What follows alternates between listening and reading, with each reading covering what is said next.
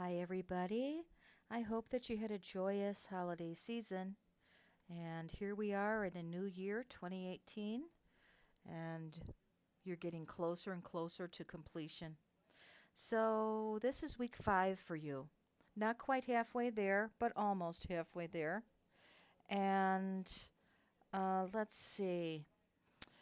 Week 5 case study discussion. There were some questions about this, and I realized it wasn't really clear. So, with the week 5 case study discussion, it's going to be okay for you to go ahead and do it in a group format, and then please post it to the group, the case study discussion board, so that others in your class can see it and then make comments as you've done.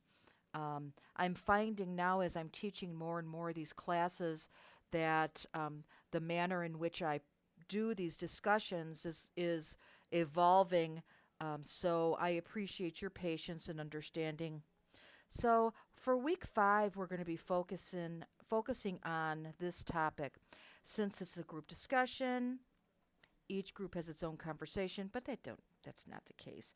Individually find a current public health concern recently in the news and apply these questions as if you were treating a patient with this concern. So you can go ahead and do this as a group initiative. Now I'm in 669113, but essentially it's the same for both courses. So we'll go to discussion week 5, and here we have our groups, and these are the group leaders. So, group leaders, I want you to ensure that everyone pulls their own weight in the content of this discussion group, and then you will be responsible for ensuring that it gets put on the discussion board. So, we're going to post it on the discussion board here so that everybody can see it. Okay? So, one document is good, and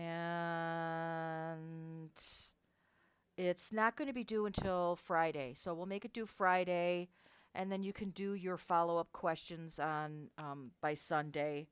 So that's what we'll do for this week.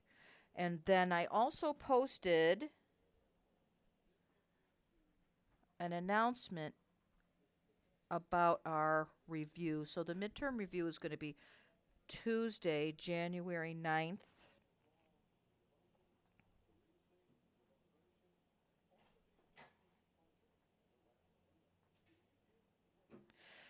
And you should be able to access the Adobe Connect page by accessing that link there. So copy that and put it in your address bar, and it should take you right where you need to go. And it'll be about an hour in length. I'm putting together the PowerPoint. It's not done yet. So as soon as it's done, I'll send that out to you. And I think that you'll find it very helpful. Let me know if you do or you don't, because I like to continually um, update and improve coursework. So I don't know unless you let me know. So our overview for the coursework in week 5 is cardiac, so pediatric heart disease. And it's the most common type of pediatric heart disease is congenital. So what that means is that the child's born with a condition. 8 out of every 1,000 babies are born with a congenital heart condition. Many of these heart defects are determined in utero with ultrasounds. We have very sophisticated ultrasounds now with level 2 and level 3 ultrasounds.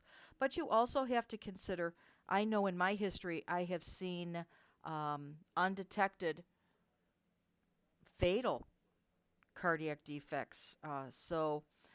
Always have to be on the lookout. Cyanosis, unusual cyanosis is one of the first things that you look for.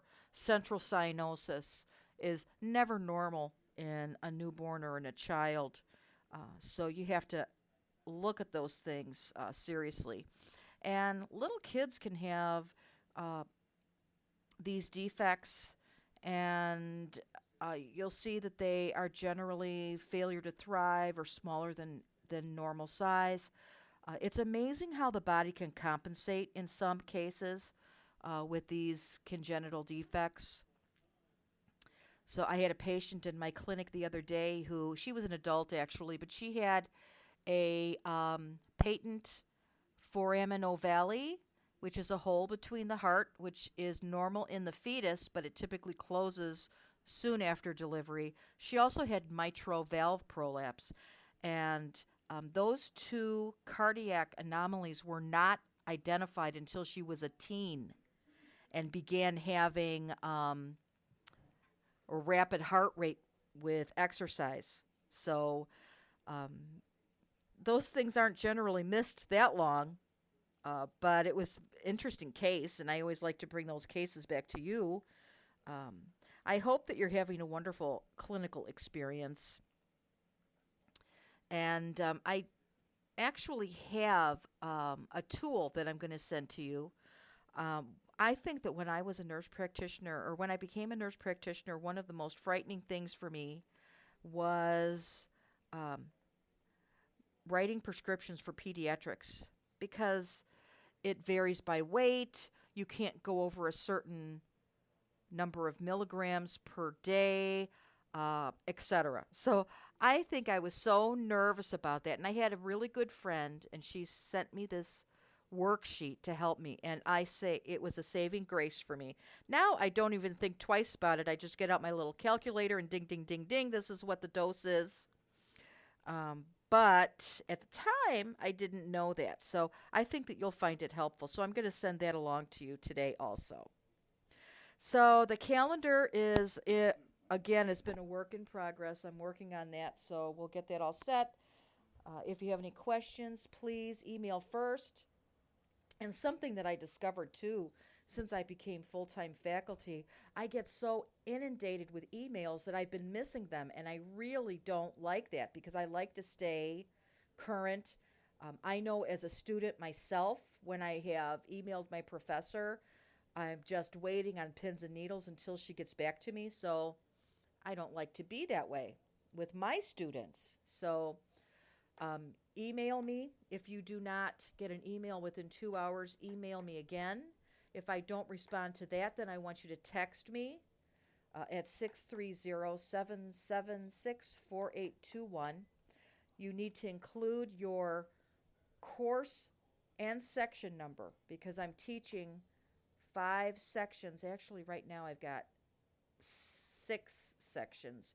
So I want to ensure that I know exactly what class you're in, what section you're in, so that I can address your question. Okay? So until Tuesday when we have our review, if you have any questions, get back to me. Otherwise, have a wonderful week. So have a good night.